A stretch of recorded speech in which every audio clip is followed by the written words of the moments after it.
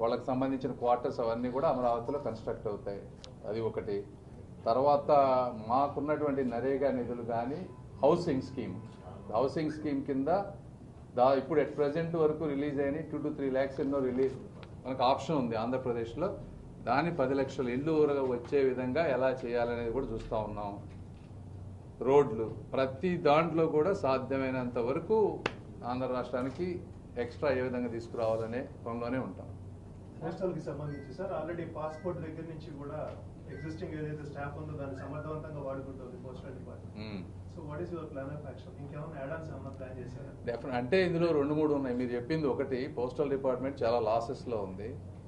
Employees ఏమో ఒక 10-20 activities చేస్తూ ఉన్నారు, చాలా యాక్టివిటీస్ చేస్తూ ఉన్నారు.